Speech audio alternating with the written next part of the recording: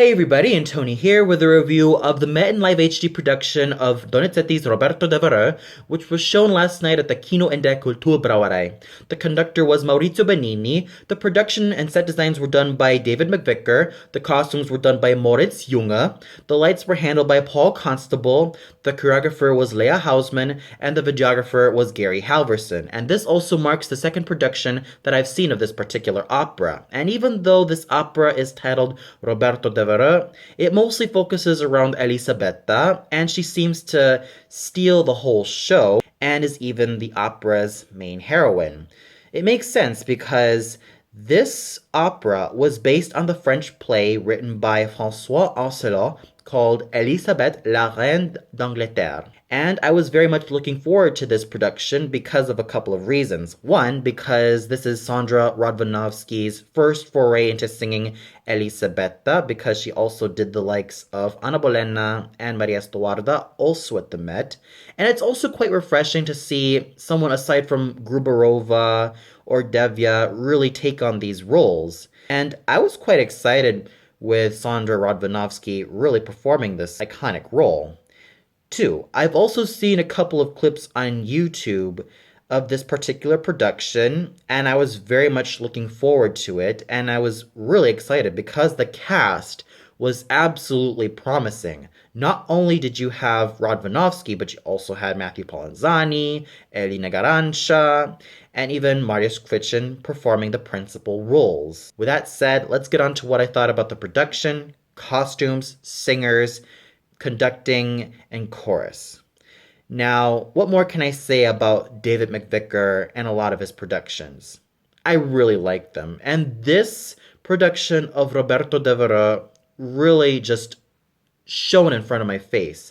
Yes, it's actually really typical for any great production of Roberto Devereux to have wonderful scenery, great costumes, lots of color, and all those fine details added here and there. And this particular production may not stand out compared to a lot of the productions of Roberto Devereux, but it has a sense of beauty. It has a sense of just how gorgeous it is to look at. And what kind of makes it stand out is that this is also basically a play within a play, as we are also treated to seeing like the ladies and gentlemen of the court almost acting like an audience and at times clapping when a certain character goes on stage, which I found rather interesting. Yet when it goes into the more serious moments of the opera, that's when they just mainly observe, which I found very, very fascinating. And what more can I say about the costumes? They looked absolutely elegant. The same thing can be said about the set design, which has a great color palette and also has these two statues, one of like a man with almost nothing on him, and the second one being almost like a Grim Reaper sort of statue, which is to basically symbolize the life and death of not only Elisabetta, but also that of Roberto, and in terms of their own love and their lives, which I found quite symbolic in its own special way. So going to the costumes, what more can I say about them? I really, really loved them. You could really tell that McVicker and Junge and all the other members of the production and the costumes really went out of their way to really make something extravagant. And I could also tell that they've done their fair share of research of what the people during Elizabeth's time really wore. They really went out of their way to really do their research. They have found all the fine details and all the fine nooks and crannies to really make this production come alive. So I'm not going to mince words here. This production was absolutely gorgeous.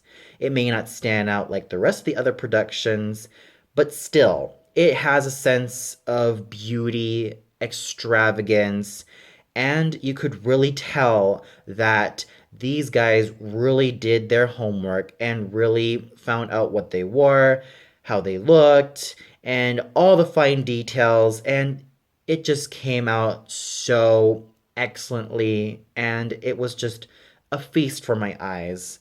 And everyone just looked lovely in all those costumes, especially Sondra Radvanovsky as Elisabetta and Elina Garanca as Sara. I mean, these two ladies looked absolutely gorgeous in their costumes. Speaking of them, let's talk about the singers, starting off with Sondra Radvanovsky as Elisabetta. Now, I'm sure that a lot of people have heard about her, and I could also tell that she has her fair share of fans, people who probably don't give two damns about her, and people who are not entirely in favor of her in terms of her voice. And in terms of this character, Elisabetta, you really do need a strong dramatic coloratura soprano to be able to navigate a lot of the low notes, the high notes, and everything else in between. And she also has to be a very convincing actress.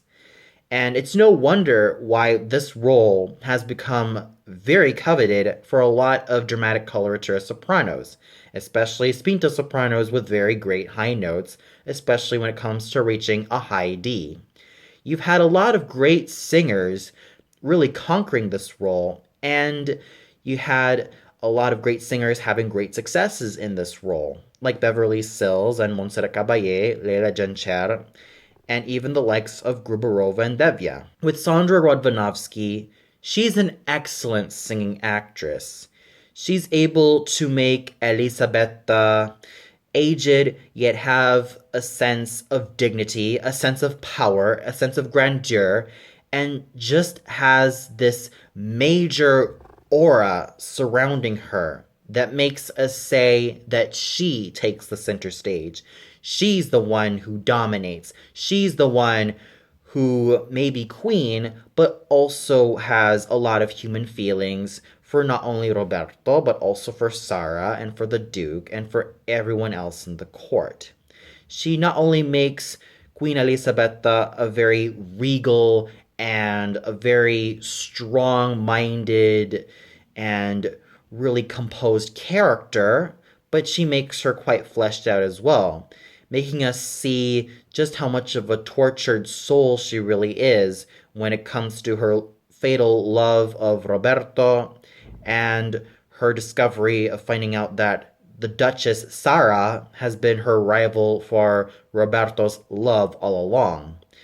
So she really does present Elisabetta as not only a strong character, but someone who does have her troubles, someone who does have her anxieties, and someone who's just so multidimensional as a character. I know that a lot of people are kind of harsh about her singing, and some people really like her singing. I mean, how she sings is sort of divisive to a lot of how opera critics would usually feel about her. People like her singing, people are not so much of a fan of her singing. For me, I thought it was absolutely fine overall. Granted, it has that harsh quality, and it may not be so pleasing to a lot of people's ears, but what she has going for her voice is a sense of agility, a sense of strength, and just a sense of really navigating a lot of the high tessitura that this part has to offer, and a sense of really acting with it, as Elisabetta is an aging queen almost at the end of her life. Yes, granted, I would have loved to hear other voices and other singers really do this role, the likes of Elena Moshuk, Mary Dunleavy, Diana Damrau, Clara Kolonitz, or even the likes of the younger generation of Jessica Pratt and Albina Shagimuratova. Who knows? Maybe their time will come one of these days when they'll be able to sing all the three queens, especially the Roberto Devereux Elisabetta. But as for Radvanovsky, I thought she was able to give a very multifaceted portrayal of this queen. Yes, her singing may not be as beautiful as what a lot of people would usually expect, but what she gives in this part is a lot. She gives a lot of her heart, her soul, her mind and body, her physicalities, her everything into this character. She injects all of herself into Elisabetta, and she manages to sing all the notes quite well, even though it does have a harsh quality to it.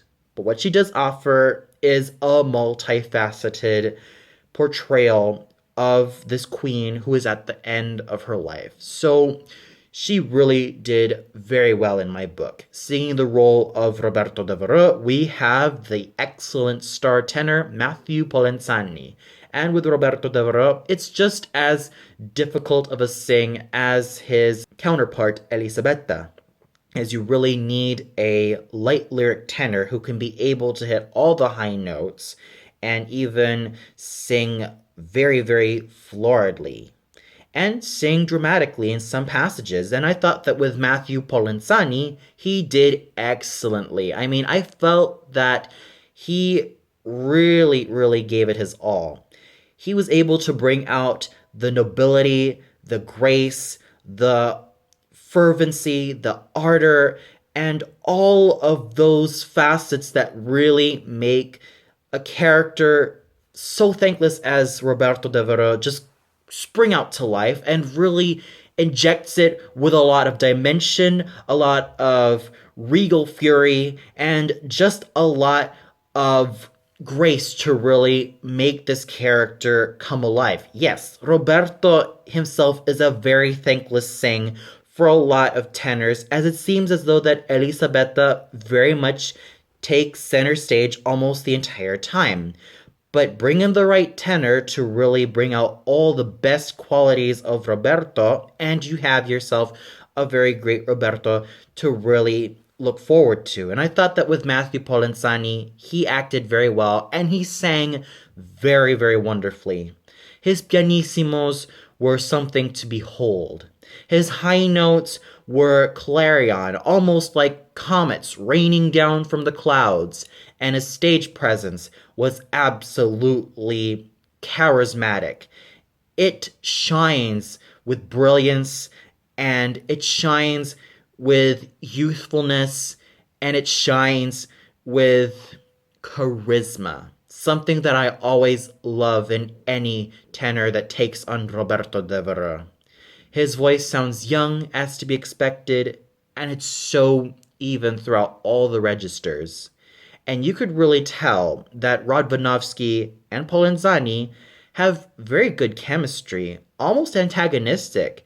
And you could really tell that these two singers have been singing not only at the Met, but in a lot of other theaters for many years. I'd say roughly about 20 years or so.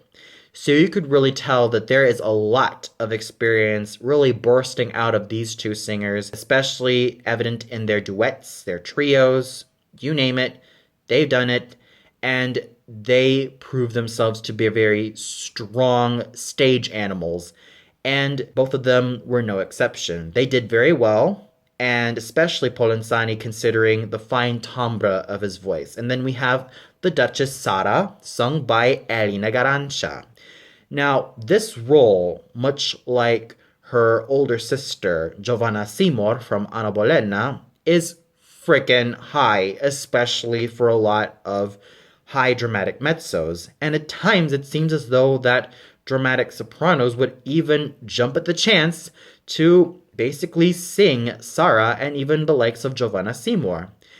And it seems as though that some mezzos who sing Sara would almost later on sing a lot of the dramatic soprano roles like Santuzza or Giulietta or even Tosca, which is very fascinating because Sara also has a high tessitura, much like Giovanna Seymour. She even has to sing a high C in the duet between her and Roberto. And I thought that with Elina Garanca, she is probably one of my most favorite lyric mezzos ever. I first heard her live at the Deutsche Oper singing yet another difficult Donizetti role, that of Leonora de Guzman from La Favorita, and I've even heard her a lot on YouTube, singing a lot of those delicious lyric mezzo roles of Rosina, Octavian, Cenerentola, and many, many others that she excelled in. Now it seems as though that she is heading towards the more spinto or dramatic mezzo route, the likes of Carmen and Giovanna Seymour, Leonor de Guzman, and of course, Sara of Nottingham. And I thought that her singing was excellent. She still maintains her velvety, gorgeous, and homogeneous timbre. Her high notes were absolutely clarion, and her overall delivery in terms of her voice was just so luscious and so heartfelt that I became quite invested in Elina Garanca's portrayal of Sara. Granted, I'm not a huge fan of her acting, but she manages to give a certain grace and a certain beauty that is usually to be expected in any mezzo-soprano who sings the role of Sara. And as I said before, her voice and technique and that timbre that she offers and really sings is just so well done, so well tuned throughout all the registers, and she still continues to be one of the finest vocal musicians ever. Then we have her husband, sung by Mariusz Kwiecien. The Duke of Nottingham does need a strong dramatic baritone, yet someone who can also look like a gentleman as well. Now, that's what we call the cavalier baryton, or in French, we call those the baryton noble. So you really do need a dramatic baritone who can also sing very lyrically as well. And I thought that with Mariusz Kwiecien, what more can I say about the guy? He is an absolute stage animal. He may not have the most powerful voice, nor the roundest voice for any dramatic baritone, but what he offers in his voice is a lot of charisma, a lot of really electric moments, and a homogeneous timbre. His voice is absolutely fine throughout all the evening, as to be expected from someone like Monsieur Kwiecien. He really sounds wonderfully in this part. It may not be the most ideal dramatic baritone voice for me, but what he offers singing the role of the Duke was just so well done that I practically felt immersed in his characterization. And speaking of his characterization of the Duke was fierce, almost animalistic, and just reaches a sort of really, really raw emotions just really popping all over the place with this guy. He really was a tiger on stage. His sneers, his growls, his overall menace that he gives when he finds out that he has been betrayed by his most loyal friend Roberto and his wife Sara is cheating on him, you could really buy it. Sure, some people might think that, oh, his acting is quite hammy, but I didn't think it was hammy. I think it was sort of reasonable that the Duke would act like this. I mean, come on, you're looking at the court of England. Who wouldn't really act this way when it comes to his reputation, his position, his way of life, and everything he has going for being threatened by what people would expect from nobility? He's very much someone who really threw himself into this character and really gave out some of the best theatrical performances that I've ever seen. He really threw himself singing the role of the Duke and just was in his full wrath and his full fury that I bought it. Especially when it came to the scenes of him and Polenzani and his scenes with Garanca. I mean, he even has a dagger, like, directed at Garanca's, Sara's abdominal area. And I thought to myself, wow, this guy really, really was scary in this part. He was definitely an animal, more specifically a tiger, in the role of the Duke of Nottingham. He sold it for me in this part. And then we have the smaller roles of the advisor, Lord Cecil, sung by the wonderful lyric tenor Brian Downen, who gives a very superb character voice to this wonderful yet very thankless character part, and Sir Gualtiero Rale, sung by Christopher Job, who has a very fine basso voice to really make the best out of this wonderful yet very thankless character part, and the extremely small roles of the page and the confidant, sung respectively by Johan Yi and Paul Corona.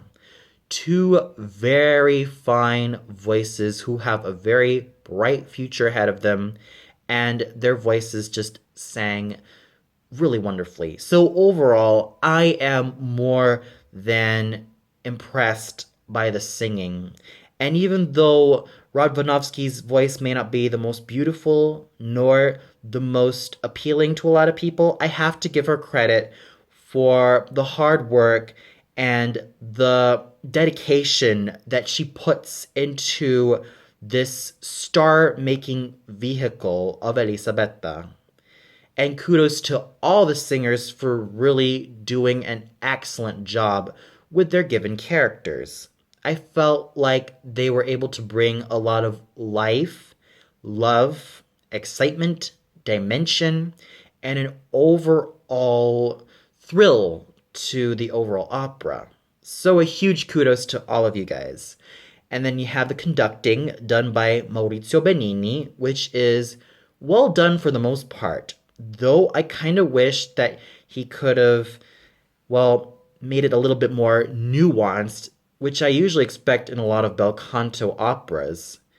But still, he does a very fine job all throughout, and the chorus, as to be expected from the Metropolitan Opera House, is very well done. So overall, I have to say that David McVicker's Roberto Devereux, done by Donizetti, was just so well done. The singing was well done. The conducting was well done. And everything else was very much great all throughout. Well, that's all for now. Be sure to tune in later, where I hope to review The Tsar's Bride, which will be shown at the Staatsopernschild Theater. So until then, have a great day, everybody.